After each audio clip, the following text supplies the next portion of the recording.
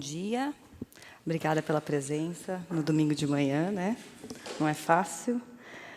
Queria agradecer o convite da comissão. Sempre um prazer dar aula no Copa. E hoje eu vou falar... Espera que eu sou baixinha. Vou falar sobre amidos e gelatinas quando indicar. Assunto polêmico, e eu vou dizer que eu adorei ser chamada para dar essa aula, porque daí me deu para sentar e estudar de verdade. Não sei se eu cheguei a alguma conclusão ainda, mas eu vou ajudar quem tiver com dúvida ainda, ou a ficar com mais dúvida, ou a chegar a alguma conclusão. Vamos ver. Eu não tenho conflitos de interesse com empresas médicas. Tá? E eu vou começar com uma citação de Paracelsus, de mais ou menos 1500. Ele fala que tudo é veneno, né? Não existe nada que não seja veneno. A única diferença que eles têm é a dose. E eu acho que, para a reposição volêmica, cabe bem isso, né? Porque soro fisiológico, se você der demais, é ruim. Ringer, Hess, albumina, qualquer coisa. Tudo você tem que saber a indicação precisa e a dose correta. Talvez por isso que seja tão difícil a gente estudar isso. Eu sou da geração Bolt. Na verdade, eu sou da geração que começou a usar os Hess. A gente ainda usava albumina, usava aquele isocel terrível que vinha da farmácia, naquele vidro reciclado, né? Aquela coisa horrorosa. E aí começaram a chegar os Hess aqui para a gente trabalhar. Então, a gente começou a ficar muito contente, porque quando a gente colocava o isocel, a gente rezava para não ter choque anafilático, né? E a albumina era uma coisa cara, você não conseguia ter toda hora que você quisesse. Então, a gente começou a ficar muito feliz quando chegaram os Hess aqui. A gente viu a evolução dos Hess. Aquele Hess que entupia túbulo renal de todo mundo, né? Com peso molecular super alto, e eles foram evoluindo até chegar, né, nesse Hess que a gente tem agora, né, de 130,04, que seria, segundo nós achávamos, né, o mais balanceado, o mais fisiológico e o ideal para a gente. Então, a gente usava para tudo, para todo mundo, para cirurgias oncológicas, para cirurgias cardíacas, para transplante, a gente usava para todo mundo. E a gente não usava porque a gente era bobo e ingênuo. A gente realmente estava baseado em trabalhos que falavam bem, né, do Hess, que são os trabalhos do nosso amigo Bolt. A partir de 2000, né, a gente tinha um pouquinho de trabalho de 86, de 93, mas a partir de 2000 teve um boom de trabalho falando muito bem dos coloides, né? Então, em 2001, ele começa a falar já do custo-benefício, que é muito importante para todos nós, né? Em qualquer hospital que a gente trabalhe. Além de ter um custo-benefício bom, com os pacientes melhores, eles melhoravam a oxigenação tecidual, né? Que a gente pacientes cirurgias de grande porte, que a gente gosta muito. Eles diminuíam a resposta inflamatória, né? Você poderia usar ele no bypass, né, para fazer o priming, quer dizer, mais barato do que a albumina, né? Então, assim, só coisas boas. Então, a gente... Pronto, nós achamos o tesouro perdido. Nosso problema de reposição volêmica está resolvido. Vamos para o próximo embate, que isso está resolvido. Só que não, né? Aí, em 2011, a Anesthesia and Analgesia, todo mundo conhece, uma revista altamente respeitada, ela publicou esse editorial, que ele falou assim, todos os artigos do Sr. Bolt podem ser considerados inexatos, por erro de amostra, análise incorreta de dados, ocultação de vieses ou simplesmente por fraudes. E a última frase desse editorial é isso. Em outras palavras, os estudos são fabricados. Aí nosso mundo caiu, né? Tudo que a gente acreditava que a gente estava fazendo, que a gente estava fazendo bem para o paciente, fizemos tudo errado. E aí eu fui procurar, nunca mais tinha procurado nada do Bolt. Aí, para fazer essa aula, eu falei assim, eu quero reler os artigos para ver se a gente já via alguma coisa de manipulação de dados lá, né? E aí eu fui dar um PubMed e é isso, execraram o homem da vida médica. Não tem. Aqui eu procurei um monte, eu procurei vários dos artigos que eu sabia dele, que eu tinha, e não se acha mais no PubMed, não tem mais um. O único que eu tinha, que são as primeiras imagens lá, que eu achei num pendrive velho meu, da época que eu estava prestando TSA, que eu achei um artigo do Bolt, mas assim, não tem mais no PubMed. Eu achei, foi a primeira vez que eu vi isso, né? E aí, a gente eu comecei a pesquisar. Eu falei, foi legal, porque eu fiz mais um CSI, assim, eu comecei a pesquisar tudo. A verdade é que, assim, já dava para a gente perceber que a gente estava sendo meio ingênuo, porque quando você vai na Cochrane, você vê que eles já pegavam todos os estudos randomizados e eles falavam que não dava para afirmar que diminui o risco de mortalidade e que não aumenta a sobrevida. Em 2007, em 2011, 2012, né, mesmo com o Bolt falando tudo aquilo, né? E aí, em 2013, muda. Então, assim, vocês eles são os mesmos. Não é que eu copiei e colei 3 vezes o mesmo, não. São dos 3 anos, mas a conclusão eram sempre as mesmas. Só que daí, em 2013, o que aconteceu? Mudou. Ele fala, não aumenta a sobrevida e, além do mais, pode aumentar a mortalidade. E por que aconteceu isso? Primeiro, porque eles tiraram os estudos do Bolt, né, da randomização, e segundo, porque eles colocaram outros 2 trabalhos, que são trabalhos ícones também, que foi o que execrou, né, os colóides por um tempo. Tá? Esse trabalho aqui foi publicado na New England, em 2012. Ele é o famoso 6S, né, que Scandinavian, Starch, for Severe Sepsis. Tá? E o que ele teve de resultado? Que os pacientes, na verdade, pegaram 800 pacientes de UTI, tá, com sepsis e críticos, tá? E compararam, deram Ringer e coloide. O que eles acharam? Que a mortalidade em 90 dias aumentou com o coloide, tá? E que os pacientes que usaram coloide também tiveram maior maior terapia renal, de reposição renal, tá? Então subiram uma escala no Rifle, tá? Então é isso que ele fala aqui. Então, quer dizer, falou super contra do coloide. Falo de novo, pacientes sépticos e críticos, tá? De UTI. Depois veio o CHEST. O pessoal do CHEST foi um pouco mais parcimonioso. Eles pegaram, foi um estudo 9 vezes maior, eles pegaram 7.000 pacientes e eles compararam o RES com o soro fisiológico em pacientes críticos e sépticos também de UTI.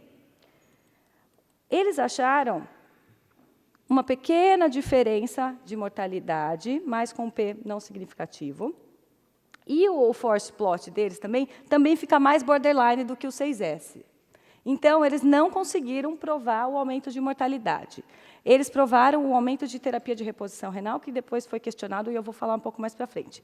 E como eles não conseguiram, que eu acho que a ideia deles era meio que corroborar o que o 6S estava falando.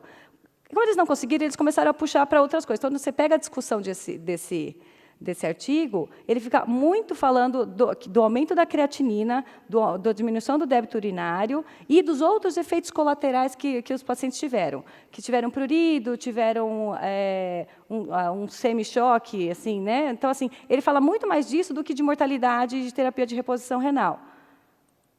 Depois a gente vai descobrir por que também. Então, aqui, o que ele fala? Não teve diferença de mortalidade em 90 dias, mas teve maior risco de terapia de reposição renal. Tá bom? Tiveram mais que ser tratado para isso. Aí, começou a chover artigo corroborando com esses dois artigos, né, esses 2 estudos grandes. O JAMA fez a sua meta-análise em pacientes críticos. O BMJ fez a sua análise em pacientes sépticos, tá? Então, todo mundo aqui, ó, crítico, tá? Todo mundo, paciente bem doente, e todo mundo acabou chegando mais ou menos na mesma conclusão, que coloide não era bom, que aumentava a mortalidade. Aí, 3 anos e meio depois da anestesia-analgesia jogar aquela bomba do Bolt, então ela não falou nada nesses 3 anos e meio. Aí ela veio com esse editorial, The Open Mind. Tá, eu adoro ler esse editorial, porque eles sempre colocam alguma coisinha para você repensar no que você acha, né? E aí, 3 anos e meio depois, eles apareceram com esse Open Mind. E ele pergunta, será que a gente não está colocando 2 coisas diferentes no mesmo saco? Né? Será que a gente não está juntando? E é o que ele pergunta aqui, que o RES aumenta a mortalidade e a terapia de reposição renal em pacientes com sepse e críticos? Ok, mas será que a gente pode extrapolar para pacientes com perda de sangue aguda durante o ato cirúrgico? E aí ele questiona tanto o 6S quanto o CHEST. Ele fala assim, ele questiona por quê. Os dois estudos, antes da randomização, 60% dos pacientes do 6S receberam coloide, e do chest, 15%. Até 1.000 ml de coloide agudamente. E ele fala assim, será que os pacientes não tiveram algum benefício com esses coloides que eles receberam? Outra coisa também que ele fala, que a gente concorda bem, é que eles não tiveram critérios para terapia de reposição renal.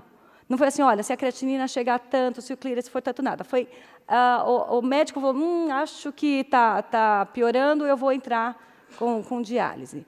E o que ele questiona é o seguinte, se o paciente estava tomando coloide, a PAM dele vai estar maior, a pressão de artéria pulmonar vai estar maior, a PVC vai estar maior, porque ele está com um maior volume intravascular. Será que, com esses valores maiores, será que os médicos não olhavam assim, está começando a ficar congesto, vou indicar diálise? Entendeu? Então, foi uma coisa muito subjetiva. Não teve um critério, creatinina chegou tal, nós vamos fazer a diálise. Tá bom? Então, isso daí que ele sugestiona desses trabalhos. Enquanto isso, todo mundo sabe que francês é do contra, eu posso falar que meu marido é francês. Os franceses estavam fazendo um outro trabalho, que chamava Crystal. E eram junto com os outros dois, mas eles ficaram bem quietinhos e só publicaram depois. Eles pegaram UTI também, mas pacientes não só sépticos e críticos, eles pegaram pacientes hipovolêmicos também, e com função renal normal. E eles pegaram, também compararam todos os tipos de coloide, RES, albumina, heptastático, todos os tipos de coloide e todos os tipos de cristalóide, soro fisiológico, Ringer, até hipertônica. E compararam, mais ou menos 3.000 pacientes, esse estudo. E aqui, o que eles acharam? Que até o paciente com coloide até tiveram uma melhora na sobrevida. No force plot, o que eles pegam? Esses pacientes com causa de choque hipovolêmico tiveram uma bela de uma melhora com o coloide. Já os pacientes sépticos e trauma, não, nem tanto. Tá? De terapia de reposição renal, também os pacientes com coloide precisaram menos do que o cristalóide. E aqui eles falam por que eles acham isso? Porque os pacientes que usaram coloides tiveram menos necessidade de droga vasoativa e de ventilação mecânica, porque eles estavam mais estáveis hemodinamicamente. Então, e a gente sabe que droga vasoativa e ventilação mecânica machuca o rim mesmo, né, por tempo prolongado. Então, o que eles chegam à conclusão?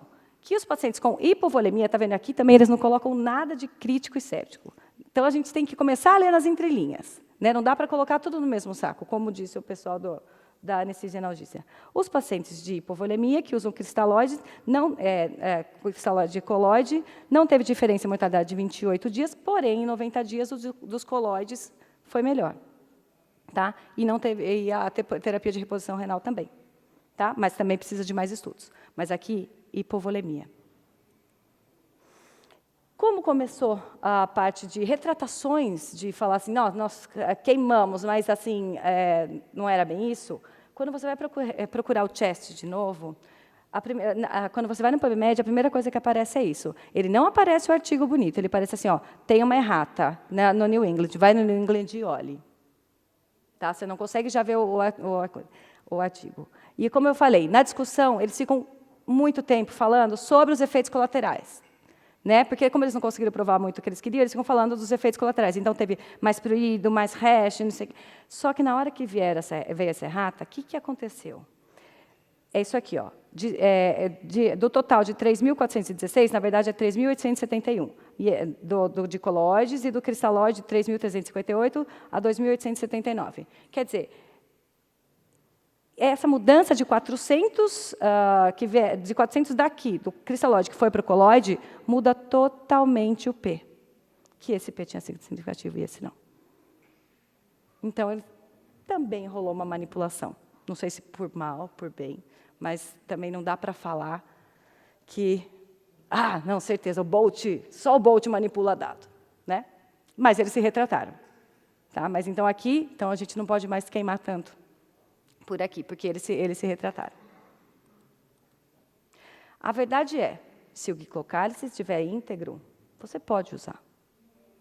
Se o paciente já está inflamado, vasoplégico, com problema de coagulação, hipervolêmico, não adianta, qualquer coisa que você jogar lá vai fazer mal e vai sair. Se o paciente estiver bem, se o glicocálice estiver íntegro, tudo bem. no volume correto, no tempo correto, já dizia Paracelsus. A anestesióloga que ficou quieta todo esse tempo, a anestesióloga não abriu a boca, porque, afinal, é uma revista de anestesia, então ele falou, não quero falar muito de UTI. Fizeram também a meta-análise deles. Eles pegaram 17 estudos randomizados, só que, pacientes cirúrgicos. Vai ver função renal de pacientes cirúrgicos, não tem nada a ver com TI, tá? Anestesistas, somos nós. Tá? Pegou 1.230 pacientes e eles falaram, nem falaram assim, mais estudos precisam. Eles falaram assim, não, tudo bem, o RES é seguro para pacientes cirúrgicos sem distúrbio renal, usando no intraoperatório. Tá? O British Journal também.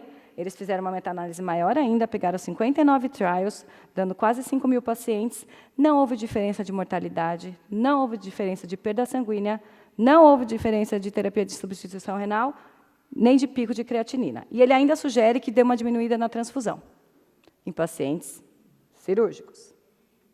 Rígidos, né?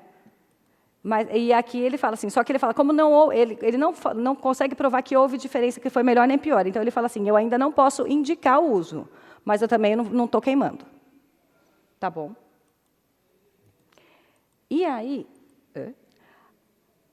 a European Medicine, a EMA, que tinha tirado de circulação o Voluvem, né? Teve hospital que, quando eles tiraram de circulação, tiraram do carrinho de anestesia. Se você quisesse fazer um RES, você tinha que fazer uma carta para o superintendente, para, pelo amor de Deus, me dar 500 ml de RES. Então, assim, eles que tinham falado, não, vamos abolir da história, eles se retrataram também e falaram assim, não deve ser usado em pacientes com sepse, queimaduras ou críticos, mas pode tratar hipovolemia causada por perda aguda de sangue, quando o tratamento com cristalóides não está sendo efetivo, e em 24 horas, se o paciente tiver função renal boa. Então, assim, tem uma indicação específica. Eu gosto de falar que o RES ele é uma droga.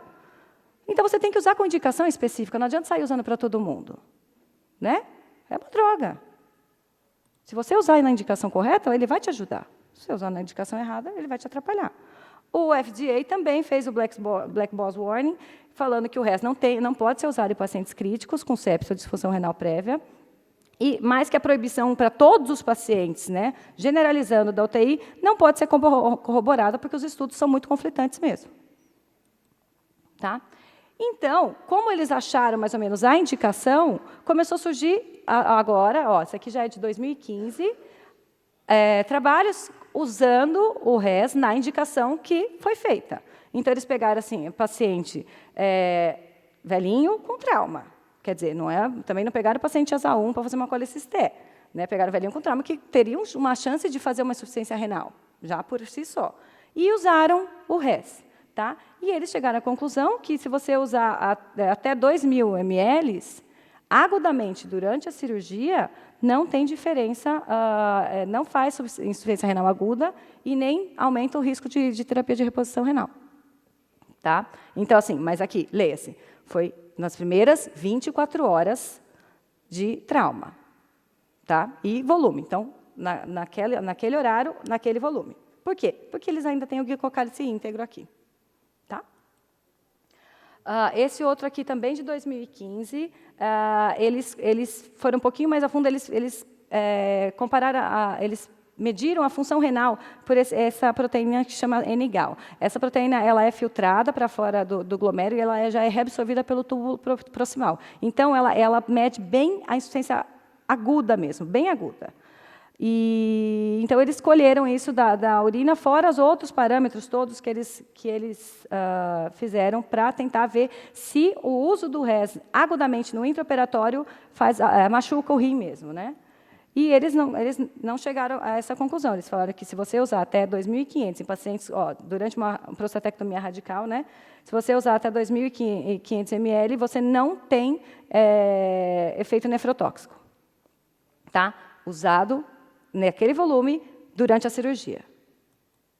E esse último aqui, de 2017, tá, que é super fresquinho, ele pegou velhinho para fazer prótese de quadril com RAC. Quer dizer, já também tem tudo para fazer uma insuficiência renal, concorda? É uma cirurgia que velhinho, uma cirurgia que sangra, mas ainda vai lá e fala, e os caras ainda fizeram res, quer dizer, foram corajosos. E nem assim eles acharam que dá aumento de nefrotoxicidade, tá? Mas ele deixa muito claro também aqui, ó, pequenos volumes, numa cirurgia de duração pequena. Então, pequena dose em pequeno tempo. Tá? Para concluir, eu acho que a gente tem muita informação, né? Um monte de... na hora que você dá um PubMed, vem 30 mil artigos, a gente tem muita informação, mas a gente tem pouco conhecimento, porque a gente não vai a fundo. A gente ouve, eu ouvi aqui, ouvi lá, então não vão mais. Não, para tudo, entendeu? A gente não estudou a fundo ainda isso. E eu me coloco nesse bolo, porque eu acho que eu só fui estudar a fundo quando me chamaram para dar essa aula. Eu sabia, mas eu não fiz o meu dever de casa direito. O que a gente pode falar? Evitar o uso prolongado, então, nas primeiras 24 horas, evitar na não ressuscitação volêmica. Tá? Então, assim, o paciente já está séptico, já está hipervolêmico, já está vasoplégico, não adianta. Tá? E eu vou deixar um convite para vocês pegar esse editorial de 2015 também, na Anestesia e Analgesia, que ele também fala que é o problema do conhecimento disseminado muito rápido, assim, de ouvir falar. Então, assim, que são dois contextos, que você ouve e você já sai disseminando para os outros sem sentar e estudar direito. Tá bom? Obrigada.